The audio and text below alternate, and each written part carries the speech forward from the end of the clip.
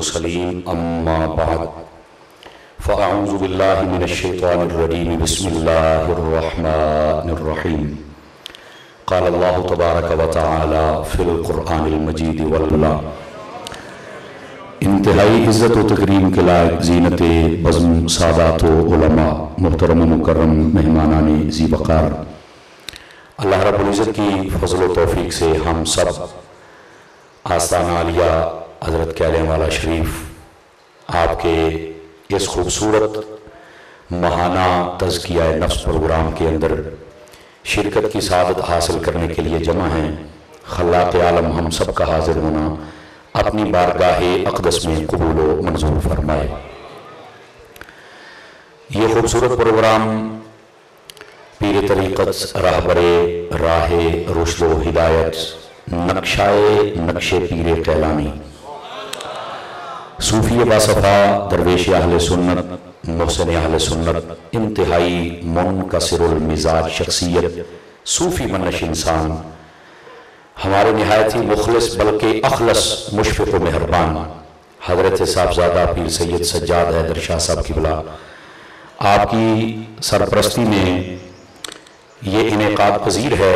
जितने प्रोग्राम हुए अल्लाह उन्हें कबूल फरमाए और जब तक ये होते रहेंगे अल्लाह करीम उन्हें भी कबूल फरमाए और इन प्रोग्रामों को दवाम और ताम और कबूल आम नसीब फरमाए। आस्थानों पर यही तरबियती निज़ाम था जिनकी वजह से ये खानकाहों का वजूद इस दुनिया के सामने वाज़ेह हुआ था। और ये तरबियती जितनी भी नशिस्तें होती हैं अगर इनका मकसद हम पाले तो हमारी बहुत सारी मुश्किलात जो अक़ीदे और अमल के हवाले से हैं वो भी आसान हो सकती हैं और साथ ही साथ हमारी दुनिया और आखिरत भी बेहतर हो सकती है। अल्लाह करीम हज़रत का साया हमारे सरों पर दराज फरमाए और आपके ज़रिए से जो मसलक व मिल्लत व मुल्क की खिदमत हो रही है अल्लाह करीम उसे भी अपनी बारगाह में कबूल फरमाए।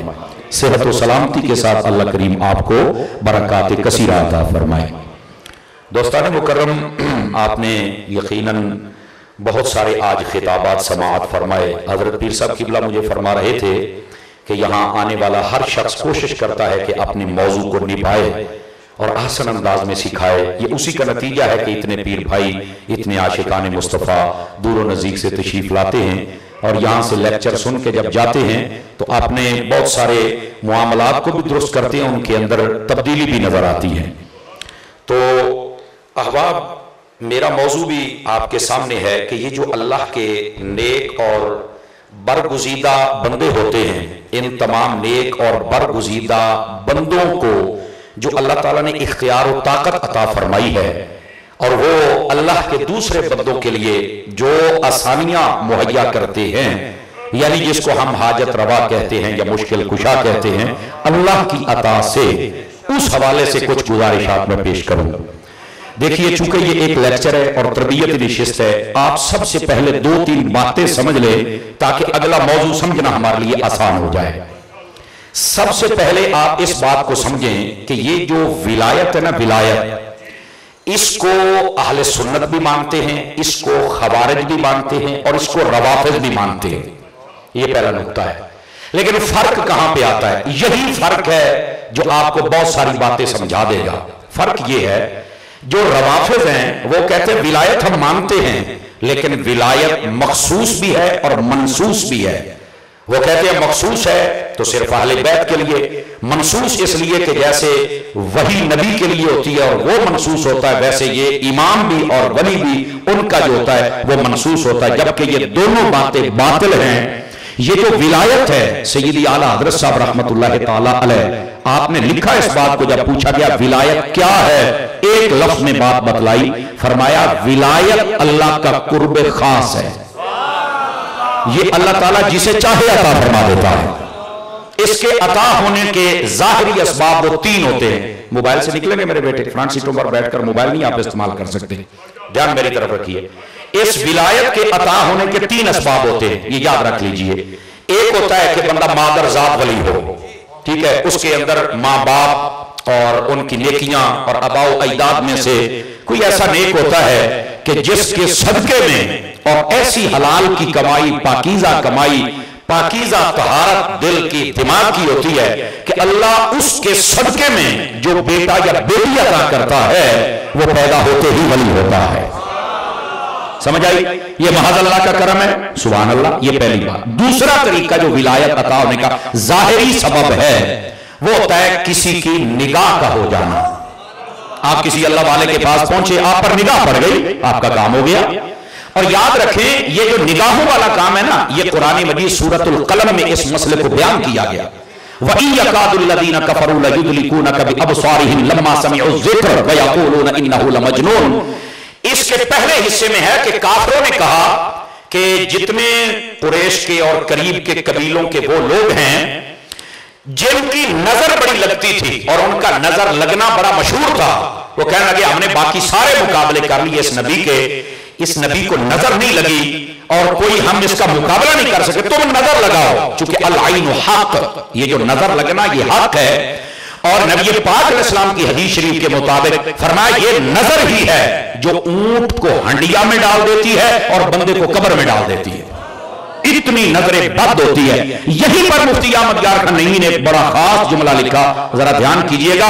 वो कहते हैं लोगों ये समझो तो सही ना, अगर नजरे बद से बेड़ा गर्क हो सकता है तो नजरे सही है डूबा हुआ तर भी जाता है। ये है मसला जिसको समझना। अब समझ आइए आप हज़रात को, यानी ये सारा मसला आपको समझ आ जाना चाहिए। और यहां पर ये आप तिबियानुल कुरान भी पढ़ लें, उसमें भी है, रूहुल बयान व दीगर जितनी तफासीर हैं। फरमाया नजर असल है क्या? फरमाया नजर में से कुव्वत होती है, या तो उसके अंदर तेजी और तुर्शी ज्यादा होती है, वो अगले का बेड़ा गर्क कर देती है, या उसके अंदर रहमत और कमाल ऐसा होता है कि वो अगले को या अबू बकर बना देता है, या उमर बना देता है, या उस्मान या अली बना देता है। अब आप समझ आ रही है आप अगर आपको? तो ये दूसरा सबब होता है। ये आप मत समझे कि निगाह से कुछ नहीं होता। हजरत मौला मुर्तजा शेर खुदा मुश्किल कुशा दामाद मुस्तफा ज़ौज ज़हरा ताजदार हल्लता मुराद कुल कफा हमारे किबला दिल काबा जान, समझ आ रही? इस्लाम के चौथे खलीफा, हाय हाय हाय, और बड़ा खूबसूरत इशारा दिया। फरमाते हमारे ही किबला दिल भी है और काबा जान भी है। समझ आ रही मेरी बात? हमारे ही हैं। आप फरमाते हैं लोगों की जो आंख है ये सरीउल असर उज़्व है। इसका मतलब ये है सबसे ज्यादा जो असर कबूल करता है हमारे पूरे जिस्म में से उज़्व वो आंख है। इसलिए फरमाया जब किसी औरत पर भी नजर पड़े तो फौरन नजर झुका लेना, कहीं उसके ख्यालात अपने दिल पर गालिब न कर लेना। क्योंकि ये दिल ये इन औरतों के लिए नहीं है, ये दुनिया की मोहब्बत के लिए नहीं है, ये अपने अंदर बोझ कीना हसद तकब्बुर पालने के लिए नहीं है। क्यों? ये दरवेशों का डेरा है। दरवेश कहता है ये दिल है, यहां दिलदार होना चाहिए, और वो दिलदार मदीने वाला है। समझ आ रही मेरी बात? तो कहने का मकसद ये आपने फरमाया अपनी निगाह को नीचे कर लो, ठीक है? और जब निगाह डालने की बारी आई तो फरमाया कहां निगाह डालें? हजरात उलमा तशरीफ फरमा है, फरमाया अन-नज़्रु इलल मुसहफ, देखना है तो कुरान देखो। आवाज कमजोरों वाली है वैसे आपकी, देखना है तो कुरान देखो, ठीक है? वन्नज़्रु इला वजहिल आलिम, और देखना है तो आलिम के चेहरे को देखो। ये है चीजें देखने वाली। समझ आई? वन्नज़्रु इला वजहिल वालिदैन। सॉरी, अजान हो रही है।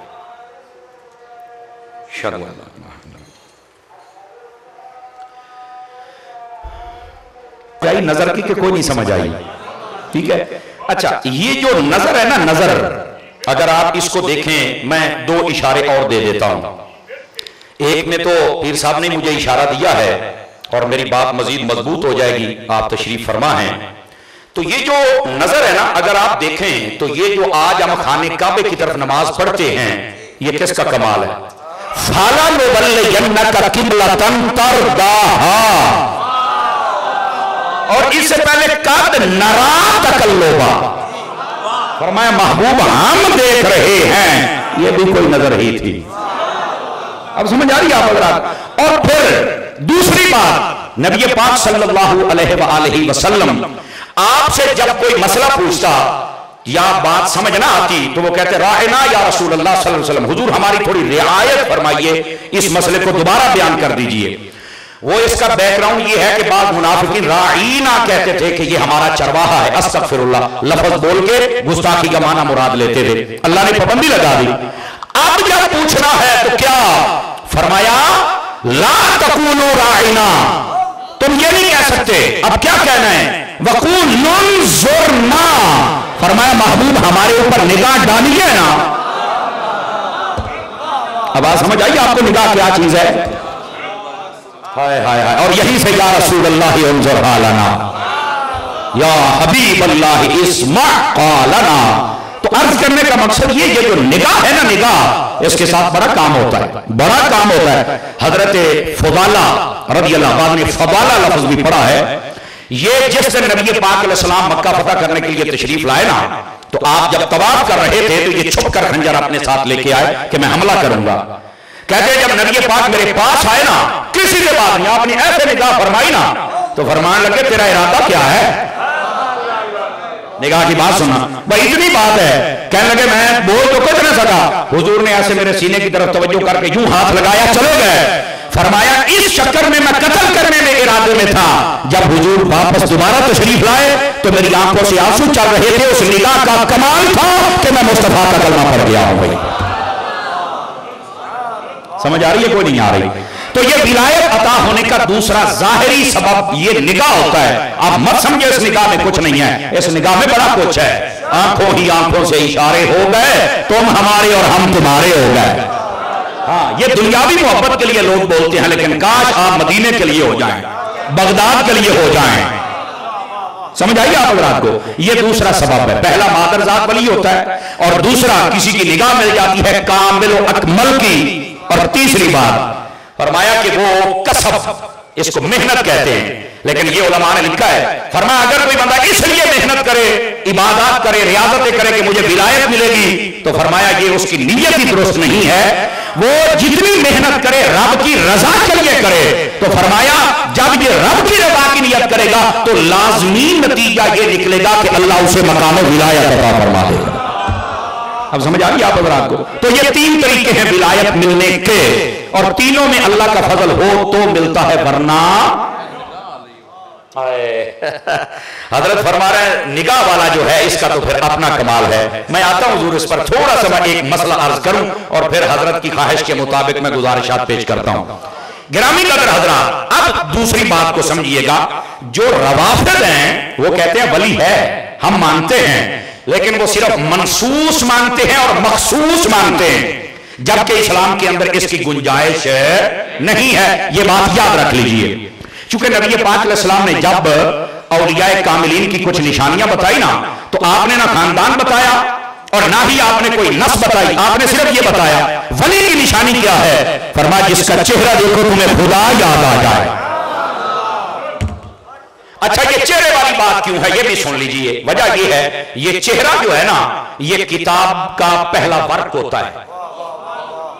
ये चेहरा किताब का पहला वर्क होता है। हम जब किताब खरीदने जाते हैं ना, तो हम पहला वर्क खोल के देखते हैं कि इसकी फहरिस्त में क्या है, हमें पता चल जाता है इस किताब के पल्ले क्या है। अब ये जो चेहरा होता है ना, उसके ऊपर जो सजदों की वो जो नूरानियत होती है, इबादत का ज़ौक़ होता है, दुरूद का फैज़ान होता है, और वो जो आंखों की चमक मदीने से लेके आते हैं वो होती है। और चेहरे का खुला हुआ नूर वो बताता है ए किसी साबन ते क्रीम ते सुर्खी पाउडर दा ए नूर नहीं, ए नूर आले दा नूर है। और आप तो बैठे ही वहां, जो हसन का नूर नूरुल हसन है। समझ आ रही है? और फिर वहां से चला तो वो चंद पीर बना। तो जो है कि कोई नहीं है चंद की, सूरज की नूरानियत आप नहीं देख सकते, आप में ताब ही नहीं है। चांद नू राज राज के वेख्या करो। और ये जो चांद की रोशनी है आपके इल्म में होना चाहिए, ये फलों में मिठास पैदा करती है। अगर सूरज की जो रोशनी है वो फसलों को पकाती है, ठीक है, जो चांद की रोशनी है वो इसमें मिठास पैदा करती है। और अगली बात, ये चांद जैसे जैसे इसकी रोशनी बढ़ती जाए ना, आपके इल्म में होना चाहिए समंदर के सीने में भी हलचल पैदा हो जाती है। तो जो आप ही चांद पीर के मुरीद हो, उन्होंने सीने से हलचल क्यों ना पैदा हो। समझ आइए आप अल्लाह,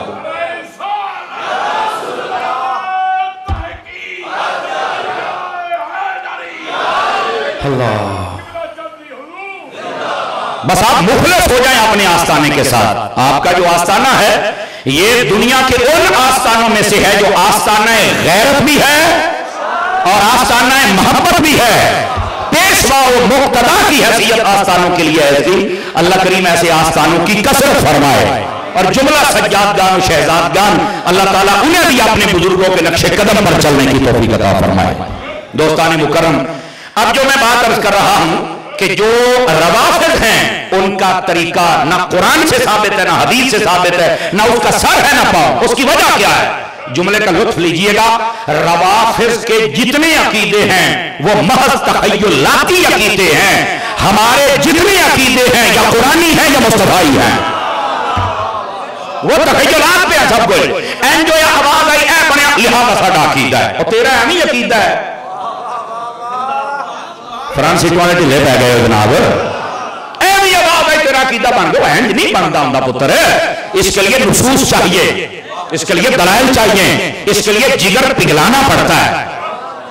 अब ये है रवाफिद विलायत को मानते हैं लेकिन उनकी शराइत ऐसी है जिनका इस्लाम और कुरान से कोई ताल्लुक, लिहाजा वो बातिल लौड़ी इन्हां दा पत्ता तक गया कटिया। जी बिल्कुल सही फरमाया। अब दूसरी बात समझिएगा, दूसरे हैं खवारिज।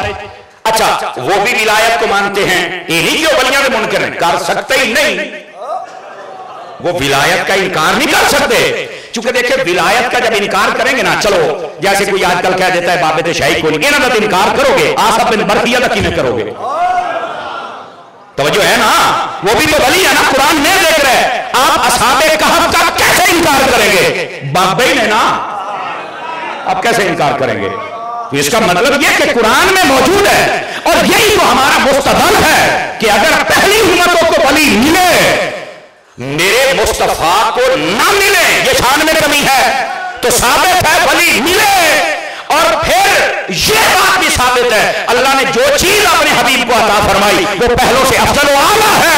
अगर पहलों के वलियों का ये हाल है तो फिर गौसे आजम का हाल क्या हो? आप समझ आ रही है? ये हमारा मुस्तदल है, इसका इनकार नहीं कर सकता खारजी। लेकिन अब वो पता क्या कहता है? कहते हैं वली हैं न, फिर कहते हैं लेकिन वो है बेइख्तियार, वो कहते हैं ये कर कुछ नहीं सकते। तो मैंने कहा मुझे एक बात बतलाइए, क्योंकि ये तज़किया है और ये हमारी तरबियत की नशिस्त है, वरना मैं अपने हिसाब से रैंच टैट करता हूं। लेकिन आज मैं थोड़ी रियायत इसलिए दे रहा हूं, मैं मैंने सिर्फ इन्ना दस दे लफ्ज़ वली दा माना की हुंदा है। अगर जी वली दा माना दोस्त हुंदा, मैं कहा चल इत्थे ही रख, ये मैनू पसंद है, ये मैनू पसंद है। मैंने कहा ये दोस्त होता है तो किसका? चलो समझ आए, ठीक है, वरना कोई अलग की बात नहीं। ये दोस्त है किसका? फरमाया वलीउल्लाह जब कहा तो अल्लाह का दोस्त है। तो मैं कहा फिर बेख्तियार कहता है? कहता मतलब मैं कहा इलाके के SHO का कोई बेली बन जाए कि वो बड़ा बाख्तियार होता है, तो ये रब का बेली बन गया है। तो खुदा का खौफ करो मौलवी हो, यहां आके तुम बातें करते हो स्टेजों पर, सुन्नी बनो। ये दोस्ती यार जिसकी दुनियावी हाकिम से हो जाए वो बंदा बाख्तियार हो, कहता मेरा तल्लक है, जेड़ा काम आके आपा इंज करावांगे, तू इंज कराएगा, हालांकि 50-70 साल बाद उन्हें वैसे रिटायर हो जाना है, तो फिर भी तेरा काम हो रहा है। तो जिन्होंने दोस्ती ही मेरे रब से फरमा ली है, आप बताओ कुछ नहीं कर सकते, और जा पर काम कर, पहले अपनी अकल का इलाज करा। तो गिरामी कदर हजरात, इस वास्ते रवाफिज उनकी शरायत भी गलत और जो खवारिज हैं इनका अकीदा नजरिया भी गलत कि वली है लेकिन कर कुछ नहीं सकता। बंदा के डॉक्टर है लेकिन इन्हें डॉक्टरी आउंदी नहीं, टीका नहीं ला सकता, वो केड़ी शायद डॉक्टर है?